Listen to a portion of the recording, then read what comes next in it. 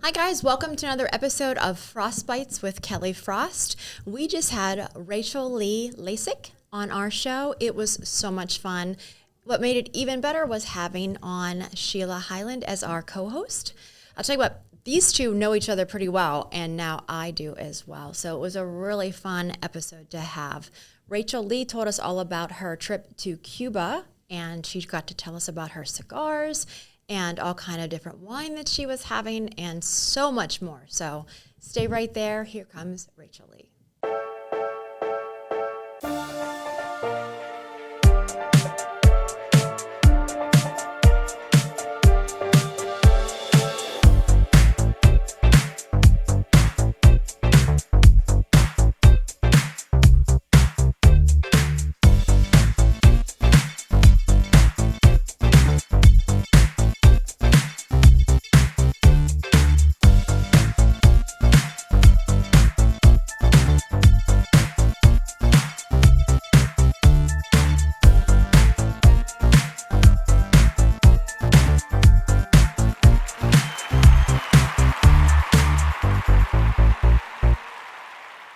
Hey guys, we're ready to get started with another episode of Frostbites, and we have Racheallee here, and we also have our co-host again, Sheila Hyland. We're jumping right in. Hi. Hey. Hi. What's up, ladies? Thanks for coming today. Absolutely. Thank you for having me. Sure. You have a busy day today. I tend to double book myself quite often. Is that a It's good the thing? Racheallee way. I mean, I don't know how else to be. You know, it's just one day at a time and sometimes 10 times a day, and, you know, it just happens. So you guys both have something going on tonight together. We do. So tell me about it. This is all Racheallee's thing. I'm just a Klingon. with Oh, this no. one. You know, I think, you know, having women empowerment and joining forces is always better than one person. So, you know, when I did a lot of research on the organization that I'm focusing on tonight for American Dream TV, Selling Pittsburgh. It's the Hearth organization, and it's a homeless foundation that helps women and families, you know, have a home or help them gear their life back and, you know, get a home eventually in the future. And I saw that Sheila had interviewed the CEO a couple years ago, the previous CEO. You know, and I'm like, wow, that might be a really great time to ask Sheila to co-host something with me. And I typically don't have co-hosts. I typically just have a group of sponsors. And I felt that there was a much greater benefit, you know, just plus with Sheila being so powerful as a woman, and people look up to her, and I look up to her as well. So I figured, you know, why not ask her to be my co-host? And here we are. Here we are. I'm so looking forward to that event tonight. I am too. And your third episode of American Dream TV too. Yes. Yeah. Contracted for 6 episodes so far. You know, filmed 3, technically 4. But, you know, it's definitely been exciting, a wild roller coaster, and certain things have come out of it that I wasn't expecting. You know, my goal is to help charitable organizations get recognition outside of the Pittsburgh market, and every episode has a philanthropic you know, piece to it, a little bit of real estate, but it's 80% lifestyle, 20% real estate, and I really focus and encompass the lifestyle. So it's not just having, you know, charity organizations, but also the galas behind them, the people that are involved to make things happen, you know, interesting fashion and, you know, interesting conversations that you get to have with people. But also I think it's the pure nature of that connection, you know, and networking and building new relationships. Interesting. So Hops for Hearth, they used to do that all the time. Oh, okay, great. Are you familiar? Yeah, actually they just announced, you know, all their events for 2024, and I believe that was just announced for the date. Okay. So I'm not a huge craft beer drinker, so I was always the DD. Okay. So I think I've gone to maybe 3 of those events. They used to have it in Oakland by Soldiers and Sailors. Okay. It's like 3 floors. Yeah. So amazing. It was right whenever I believe they lost their federal funding. Oh. And so they started really doing a lot of events. And I was blown away by just how well they just organized everything and how many people came out. I mean, it was sold out very quickly. You know, it's really interesting, just even the breweries, you know, that are coming up and how many brewmasters are out there, and kudos to all of you that are taking the plunge, because, you know, at one point you have to say, like, how many is too many? But then I think about, like, my wine obsession, and that's just not possible. You can't have enough. Can't have enough. You can't get to know enough, too. So I think, you know, the beer master is a really interesting dynamic to, you know, adding to our social happy hours and having new places to go to. I was just at Dancing Gnome, actually, last week for the Rush to Crush for Cancer, for their new beer announcement. That's a partnership for the Rush to Crush. And, you know, the place was packed. And they have food, you know, they have food trucks, they have live entertainment. And, I mean, it's just and it was a beautiful brewery. It was absolutely gorgeous. That's interesting. Yeah. Raising money can be so much fun. It really can. It can. I mean, you know, you want to take it seriously because your goal is obviously fundraising efforts, you know, but if you can have fun doing it, why not? Yeah, absolutely. Yeah. So, wine. You love wine? Oh, my God. What's your go-to? Really, it's interesting. So I actually record and document every wine that I have in my collection. I have over 500 bottles. Oh, my gosh. So for most people, that's not a lot. For those that truly, truly are collectors. And you'll also be shocked to hear I've never been to Napa. You can slap me now because I do it every day. Every time I say see a that. trip in our future. Oh, please. No, I have been to Italy. So, you know, there's that. But also, okay. when you look at my inventory, I have a huge palette for Italian Barolos and Amarones and, you know, very, very bold, dark wines. But the things that I've learned throughout my habit is that a white wine can drink like a red wine. Just depends on the grapes and the mix of the varietals in it. So, you know, when I tell other women that are like, oh, I don't like rosé, it's too sweet. I'm like, then let me just take you through a journey. You know, and I have a rosé all day women's event coming up in May, and it's something I do every year. This year is going to be a little bit different. I'm going to bring in a charity component to it. So, of course, you know, bringing back my philanthropic vibes. But when I choose the rosés, I choose them based on my audience that's there. And my goal is to introduce something new to people that think that rosé is sweet or thinking that it's, you know, a summer drink only. So then I bring in a specialty expert, and typically it's Deb Mottarello from Palate Partners. Mainly, you know, I try to keep it all women focused. But she is, you know, truly a sommelier. She just got her fourth, I forget, whatever. I should know this. But she's truly incredibly knowledgeable. So having that knowledge, but also having people that are just willing to try things, it's a great way to show people what wine can be like. So she's the real deal because it's difficult to get that. Oh my God, there's different degrees of it as well. She is remarkable. Her knowledge in spirits and wine is just beyond. And she's an incredible chef too. So anytime you get a chance to go to one of Deb's events, I have a red wine book, and it talks about all the different tastes in wine. One of them, it has cat piss listed, and I'm like, oh, who? Yeah, cat piss. I literally, that's what it says. And I'm like, who tastes this wine and thinks that's slightly what it tastes like, in addition to other flavors as well. But one of them says like dirt, and one says gravel, and within all the other, you know, oaky things and cherries and berries, et cetera. But I'm like, wow, you really have to have some palate to pull that out of what a wine tastes like. Okay.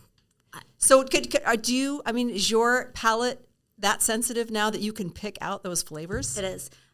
It's actually, you got to drink a lot of wine to really experience. And I don't mean drink a lot of wine. You got to taste. There's a difference. You know, I go to these wine events and people I see just guzzling, throwing them back. And I'm like, the hell are you doing? You're not going to make it halfway, not even a quarter way through this event. You know, you got to taste. And you have to be able to diffuse that taste, you know, with a little bit of like crackers or something, you know, so you can cleanse your palate. You know, I typically will bring something with me just because I know how my palate works. And it can be anything, you know, from like a piece of ginger to a gluten-free cracker. But I try to bring something that has like no taste or flavor because it just removes everything. So, you know, I taste a lot of wines. and I love doing it. But now that I've been doing it for so long, yes, you start to pull out notes. And sometimes, like, you're sitting in a class and you'll pull out a note, and if Deb's teaching, she'll just look at me and be like, okay, go ahead, Racheallee. But like, even like if I'm at a winery and we're doing a tasting, I'll pull out notes, and the owners of the winery will look at me and be like, the one thing I will tell you, the best darn thing I've ever had is dirt. Fresh off the volcano in Mount Vesuvio. It was unfreaking believable. What do you mean? Yeah. Dirt. Because dirt in the wine? Yeah. So all the wineries. I wasn't making this up. Yeah, but the campus, I mean, who's putting Did I say Vesuvio? No, I meant to say Mount Etna. Sorry, Mount Etna. So I'm in Sicily. Just to be clear, there was no actual cat piss in the wine. It's just somebody said tasted that. Right. That. Yeah. Of course, I don't know. Well, that's exactly it. How would they know? I'm not getting. You can smell it, but who's going to taste? And how? How?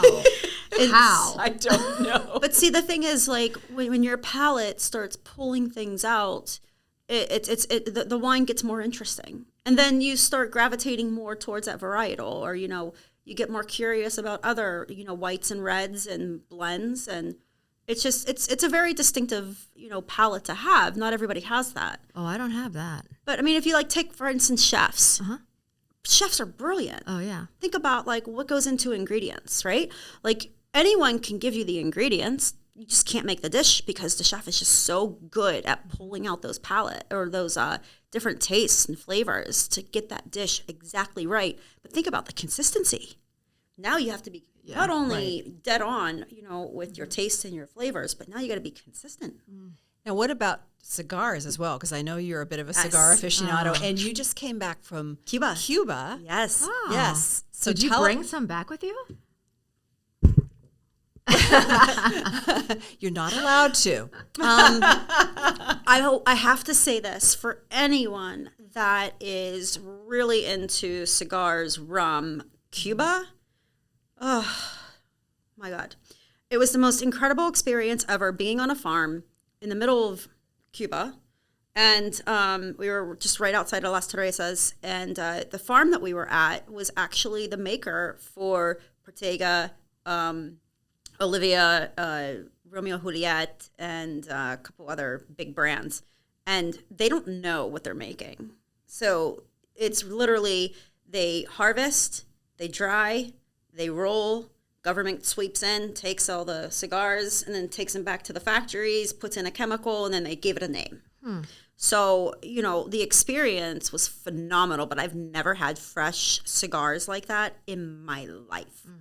They were the most incredible pieces of tobacco. And I'm not a huge fan of tobacco, from a wellness standpoint, but give me a cigar that's fresh out of Cuba, no problem, all day. And your experience in Cuba was life-changing. It really was. For those of you who have never been to a third world country, there's nothing you can do to research or prepare yourself for more than physically being there. Now, there's a lot of, travel bloggers, and I go online. I do a tremendous amount of research when I'm traveling somewhere, just, for my own precaution and just self-awareness, and also just from a standpoint of basic words, and because no one speaks English. So and we have a translator, thank God, because we're in a group. But point is, the trip to Cuba was mind-blowing. You'll see things that you're not comfortable seeing from a poverty standpoint because we've never witnessed it, other than, what's going on today with fentanyl and a lot of other drugs. But physically being in a third world country that is communist, it's a whole nother level. It's a whole nother level of appreciating America and how we have the basic necessities, whereas they don't have toilet paper. And, they don't have stores and bodegas like they do in other Latin American countries. I understand Venezuela is very similar. I've not been yet, but I've heard it's very similar with the level of poverty. But it's amazing that you can't just walk into a corner store and grab a roll of toilet paper. That's just non-existent. It's mind-blowing. And then whenever you are in the baños, you have to pay the person that's there, and they keep the bathroom clean, and it's as clean as it's going to be. It's not a hole in the ground like it is like in Asian countries. So, it's a little bit more, there is running water at some places. So that's always a really nice thing to have. Yeah. But yeah, seeing the elderly and the children and the level of poverty that they're in is very, very challenging. But Cuba is a magical country. It teaches you so much about not only the appreciation of life, but the fact that like the Cubans are so resilient and they also are so resourceful.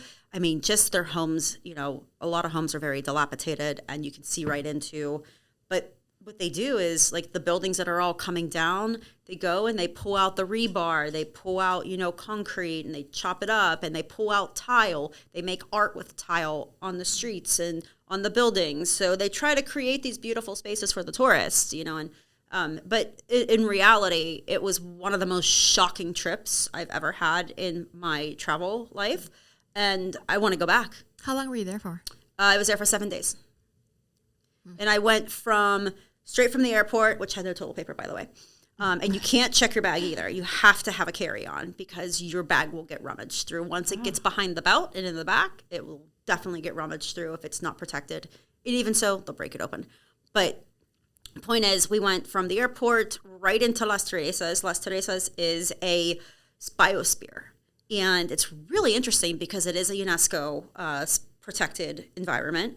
And it's self-sustaining. You don't go in, you don't go out. 1,000 people live there, work there, and create their own living environment. It was very fascinating. More along the lines of like a jungle atmosphere. So, during the time that I went in January, it was a little rainy, unexpected. You can have sudden mudslides because the hills are it's like a jungle, and plus it's a Mediterranean climate. You're in the middle of the Caribbean, but it does get cold very quickly, depending on which way the winds turn. So that was a pretty interesting experience. And then we went into the more tobacco farming area of Vinales, and Vinales was breathtaking. The ocean was there, so we got to go to the beach for a day. They take the coconuts right off the trees, chop those babies open with a machete, and you're eating coconuts and they're feeding you rum. I mean, it was such an incredible experience. Then we headed over to into Havana, and we stayed in Havana, which was a little sketch for us because as Americans, they do have their feelings about Americans.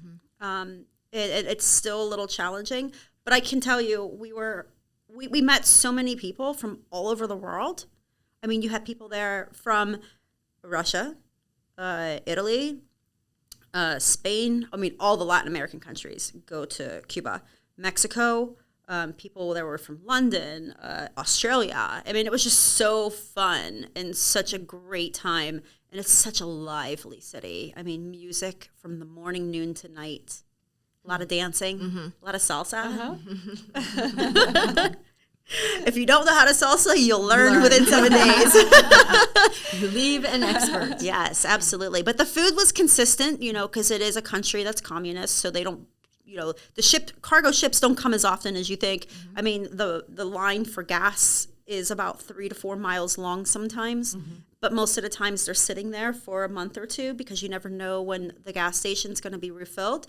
And you're already in line, and by the time you are even getting up to the gas station, you're already out of gas, you're pushing your car.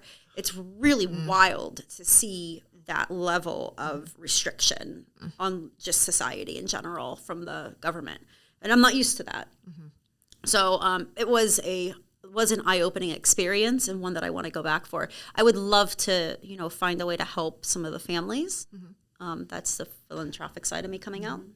So a lot of people, when they travel like you do, they always say, I never want to go back to the same place twice. Where would be the next place that you go to? So I do have a trip scheduled to Piedmont this fall for truffle season. And it's also olive harvest. It's also grape stomping season, in Italy. So I will be going back to Piedmont. And you've been there? I have not been. I'm sorry. I'll be going to Piedmont. I have not been there yet. Okay. While I'm there, I'm probably going to stop in Tuscany and see our good friend Jason Capps. Hello. I tend to run into him, or travel with him and his group. So, hopefully we can make that happen while I'm over there.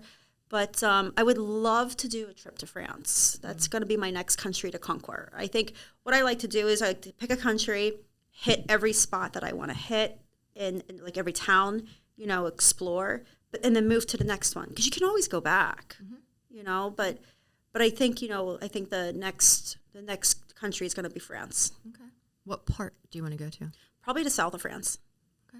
I have friends that live there from Pittsburgh, so let them be my tour guide. Mm-hmm. That's the beautiful best. there. Yeah, just throw me in a vineyard. I'll figure it out. Drink your way out, right? Right? You talked about the resiliency of the Cuban people, and when I think of Racheallee, I think about your resiliency. I mean, you have quite a story from where you grew up and the business you started, which was not real estate back then, and now you're doing television as well. You keep reinventing yourself, and you are so resilient. How did you get here from where you started? Growing up with diversity and adversity, was really important, I think. Adversity was a little bit challenging, but I grew up in the city, and I grew up in a little part of the city called Knoxville, which is not Knoxville, Tennessee. It's Knoxville next to Mount Oliver. Mm-hmm. So, very well-rounded, come from a blue-collar family. And my parents worked, and they taught us to work and to work hard. My mother was a bridal designer and still is. She will not retire no matter what her fibromyalgia says. So, we have a great family dynamic that was a little challenging at times. I was a very strong kid. I did what I wanted and got in trouble for it. So I have to say, just that resiliency probably came from just my stupid mistakes. Where'd you go to high school? Bethel Park. So we got suburbanized, which is where the well-roundedness probably comes from, and understanding that there's different levels of society, and, that's just how everybody grew up. Everybody grew up different. Mm-hmm. So going to the suburbs for high school was a little challenging for me, coming from the city, and it's a different life. Parents are buying their kids cars, and I'm like, wait, what? Wait, Dad got you a car for your 16th birthday? Dad! And he's like, here's $5. Yeah, he's like, this will cover the fare for you to jump on the tee. But then you got into fashion, which is so interesting. I mean, it's par for the course, right? My mother, bridal designer, it was inevitable, was in my blood. And, my grandmother was a baker, and her and my grandmother had icing and lace, which made sense. Pretty creative people. And, the creativity flowed into the kids. And, thankfully I was able to go to college for fashion merchandising in Atlanta, Georgia. I couldn't get into FIT because my grades weren't good enough. And where did you go in Atlanta? It was called Botter College. At the time, it was a more fashion-directed school and more for those that had design, aspirations. And high school middle school, I did do a little bit of Kappa because I danced all my life, and I did competitions, and I was never really able to do a lot of tumbling because I wasn't built for that, but I tried. And, I did so many unique, creative things in my life. The only thing I never did was act. I was never good at acting because I can never remember lines. I remember one commercial that I tried to do. It was for Ford, which I won't repeat, but I will always remember that commercial. It was the only commercial I ever remembered for any type of interview I've done. But I mean, no, the fashion was great. I got so much experience. I was not able to be told no. I just always took it as, okay, you can't do it that way, figure out another way to do it. And my first day in college in Atlanta, Georgia, I went to the Atlanta Apparel Mart, and I went into every showroom, and I said, how can I work here? Mm-hmm. Who needs an intern? And I ended up landing an internship my first week in Atlanta. So I worked in a kids' showroom, and I did everything from helping the buyers pick out, their lines, helping merchandise the lines that the reps brought in. Eventually, reps didn't come in. I had to rep the line for them. I redesigned showrooms so they were more functional for buyers to see and visualize, the presentation that you're providing with the different brands. Kids' clothes was so cute, but it was just not my thing. I also didn't think I would have kids when I was younger. Leading up to today, I don't have children, but that's not why. But yeah, it was really a great experience. And then once I moved through the Atlanta Apparel Mart, I picked up some other great brands and designers. Got to meet Sonia Rykiel, who was a big friend and fan of Warhol. Sonia was incredible. I got to rep her line one season, and she was there and watched me sell to buyers. It was like, oh. Sonia Rykiel was amazing. I got to work with Betsy Johnson. I got to work with Steve Madden. One of my questions is going to be, were some of the designers that you really... The thing is, Botter College was in the basement of Phipps Plaza. Phipps Plaza had every major designer in the world as a boutique, but also the designers did a lot of atelier, so they would do custom designs specifically for their boutiques, which is still common. I go to Louis Vuitton in Rome, and it's one level of design. You go to Louis Vuitton, somewhere else in Italy, it's a different design, but it's made for that particular location.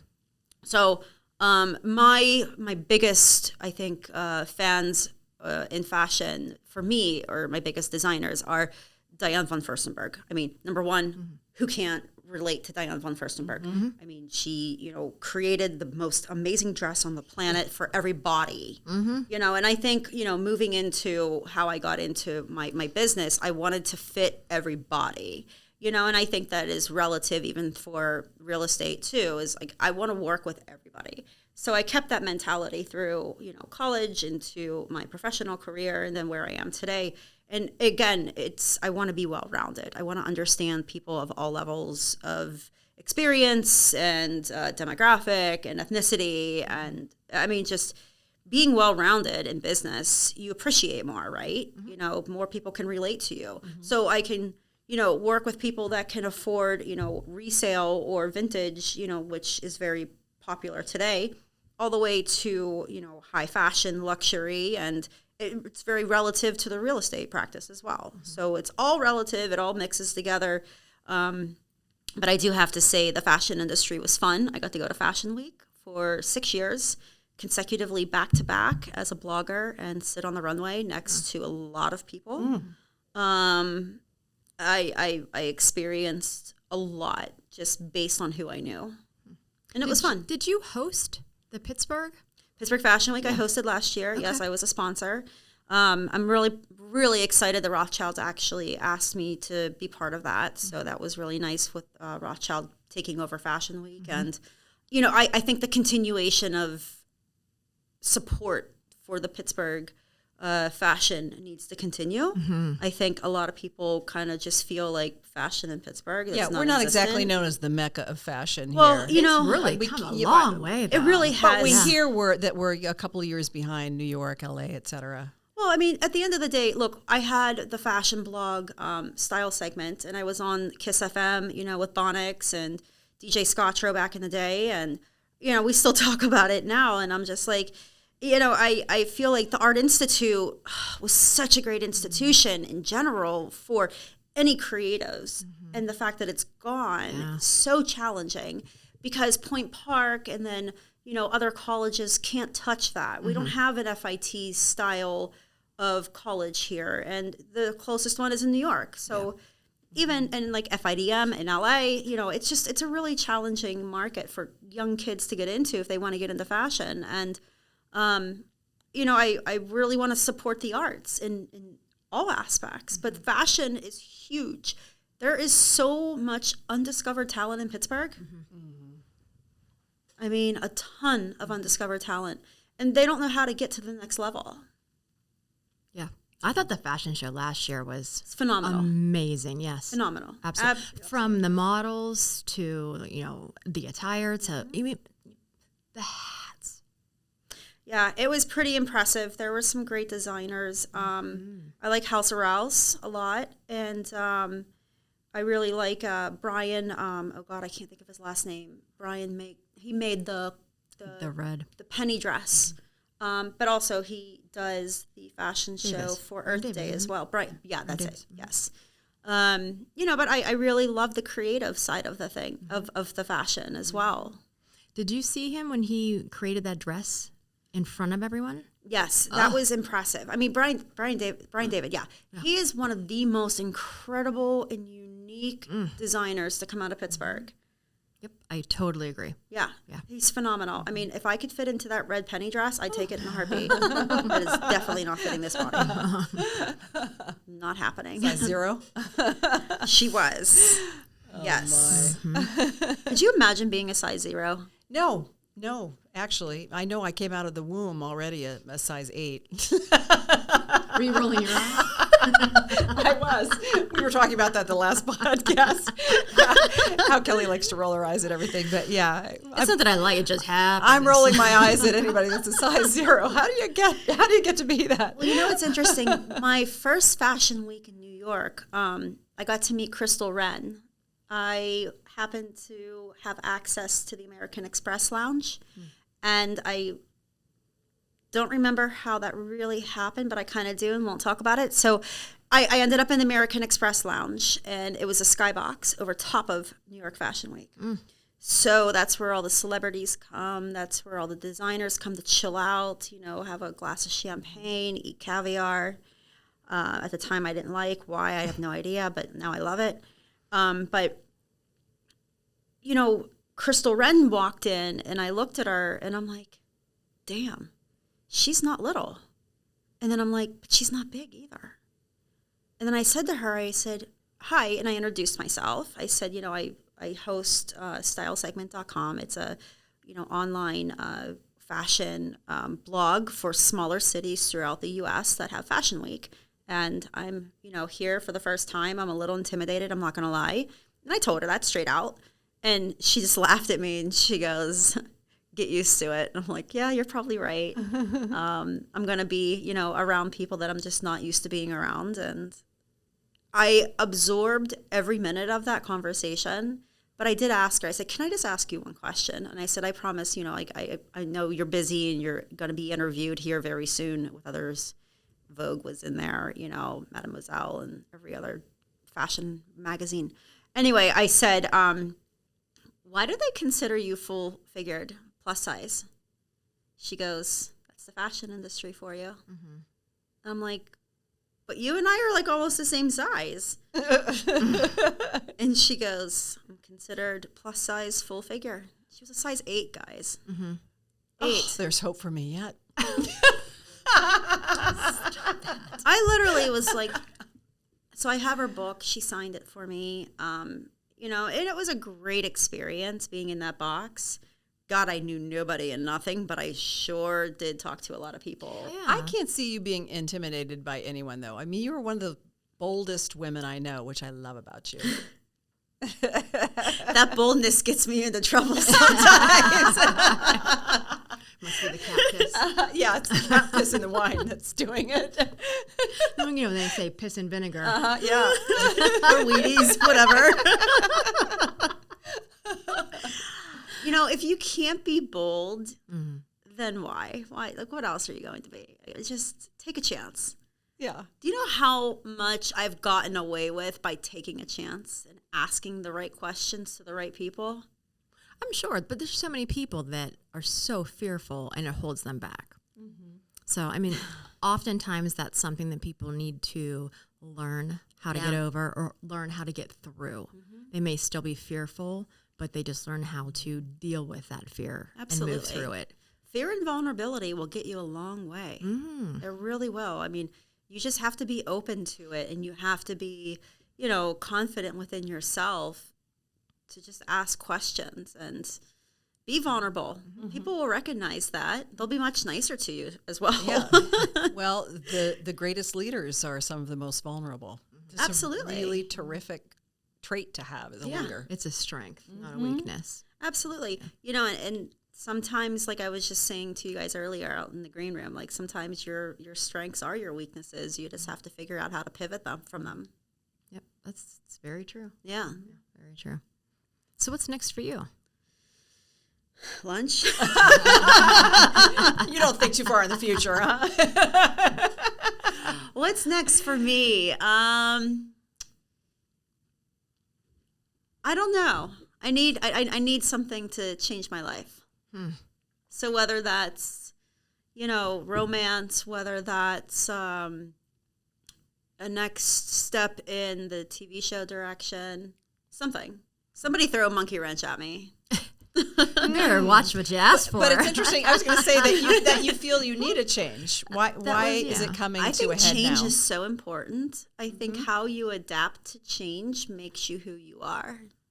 I mean, my motto is you are the results of your own production. If you don't try to produce and make things happen, how do you know if you're ever going to achieve anything? I mean, and people measure success at all different levels. Success is how you're happy and how it makes you feel, and how you can help others and make other people feel happy. I think that's why I love philanthropy so much, because I like to help other people. And I know how hard it is to struggle. I struggled in and out of my careers. As a business owner, when I had Torque Denim on the South Side, I failed. And not that I necessarily failed 100%, but, the economy took a dump in 2008. That didn't help, but I also wasn't prepared for that. I didn't have a contingency plan. I didn't know how to, and when I had to walk away from a business that I created from nothing and raised money and started, on my own, that's a hard thing to walk away from. Yeah. And I think whenever you have losses in business and you pivot from them, I mean, that just makes you stronger and stronger. So, yeah, I'm just waiting for the next thing to get thrown at me and how I handle it. Well, when it comes to business like that, failure is going to happen. Absolutely. A lot of people say, oh, I'm going to do this. It's going to be great. I'm not going to fail. I'm going to do this. I'm going to make sure that I succeed. No, you're going to fail. Anytime you're doing anything when it comes to business or you're building, failure happens in some sort of capacity, whether it's huge or small. If you're not failing, you're not trying. Exactly. And you're not learning. Absolutely. Yeah. I mean, you have to. That is the only way you grow, is by failure. Absolutely. And, at the end of the day, your first failure is the hardest. I mean, from my experience. And you may end up failing 2 or 3 more times, but you learn from those mistakes and you learn what not to do, and you hopefully make those changes so they don't happen again. Right. I mean, look, we had the pandemic. That came out of freaking nowhere. We all could have lost everything we had. Some people did. Yeah. And they're still trying to recover from it. Yeah. So there's instances where you just have to be resilient, and hence probably why I am the way I am. I live like every day's a Friday. I mean, we're not put on this earth to be here forever. That's inevitable. So, we just got to figure it out and enjoy it while we're doing it. Very much. Good way to live. Yeah, very much. All right, so tell me what you're doing tonight. So tonight, we're going to premiere episode 3 with Hats Off to Hearth, which is the gala that Hearth has every year. That's their biggest fundraiser. And the event was covered with our team. And tonight, we're going to premiere the episode. And, of course, Sheila's going to be there by my side. And I'm really excited, looking forward to it. And we're raising money, too. So there's a $25 donation, suggested at the door. So hopefully the organization can raise a little bit of money as well, but also create awareness. And I think it's really important to show and share that there are organizations that need our help. I do know that they have this wonderful closet that the families can go and shop in, and everything's free. So if you guys need to know what to do with your clothing or your kids' clothes and it's in good condition, send it their way. Perfect. Yeah. Well, we'll definitely put all the information in the description for this podcast. Thank you. You said you have 6 episodes, so the fourth one I filmed. It's called Top of the Triangle. I weaseled my way up on top of the steel building. Oh, wow. Imagine that. That's tough. It's tough to get in the door there. Looking over the edge of that. Yeah, so it was so cool. And I was blessed to have a good day. It was sunny as can be. It was a little chilly, but I had my really dear friend Jeremy Waldrop, who's the president of the Pittsburgh Downtown Partnership, join me. So that was really fun. I got to interview him and ask him the questions you guys are asking me, but about the city and living and the resiliency of downtown Pittsburgh. So I'm really excited for that episode to air. And do you know when that will be? Haven't heard yet. They typically tell you anywhere from 2 to 3 weeks out from your air date. But the TV show is streamed live now because that's the direction, cable is now going into streaming. So everything's always online. So we're on Roku, Apple TV, Fire TV, obviously YouTube. I have my own YouTube channel that I put all my videos out on, and all my real estate is in there as well. There's even fashion bits in there from when I was in fashion. So, so everything's, available online 24/7, and love to get everybody's feedback on the show. Yeah, absolutely. Is there a philanthropic part of that as well? So the PDP does have a 501(c), and they do, accept donations and raise money for the city or for the foundation. So, yeah, there is a philanthropic. Okay. Yeah. So hopefully for that premiere, I'll do it at the Hub, which is their 45th, 62nd floor office space. I forget what floor it's on. But anyway, it's an incredible space.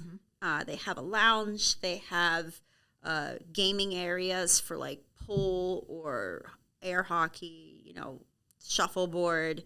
But the views are spectacular. No doubt. The games are going to be so fun. I'm really excited for that. So I'm really looking forward to launch that episode. Pittsburgh needs to be recognized. Absolutely. We agree. Absolutely. Yeah, we're a great city.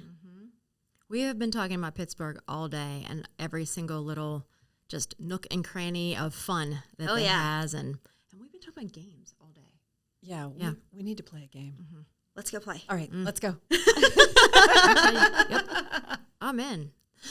Well, it has been so fun having you here. Thank you. Really appreciate it. I appreciate you having me. I had, one of your events before, but we didn't get a chance to really sit down and talk. You were busy just being you and doing all the wonderful things that you do. So this has been really great. Thank you. Yeah. I really appreciate it. I would love to help out anything that you have going on. And if you need any volunteers, always there. Yeah.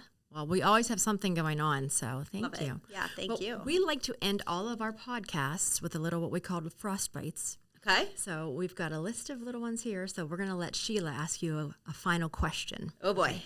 There's some good ones here. But I think I'm going to go with the first one. Okay. Kelly, I like this one. All right. All right, Racheallee.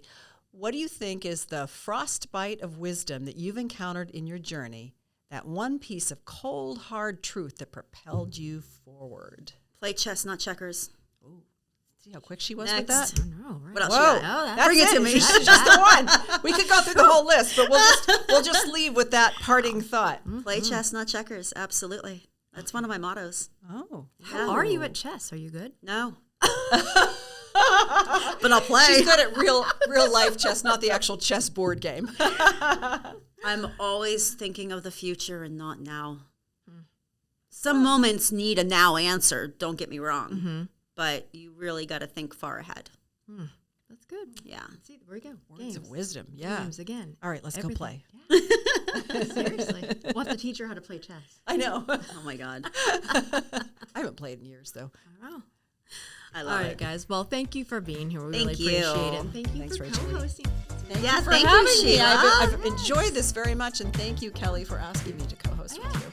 Thank you. All right, guys. Well, that is another episode of Frostbites. Thank you so much for being with us, and we'll see you next time.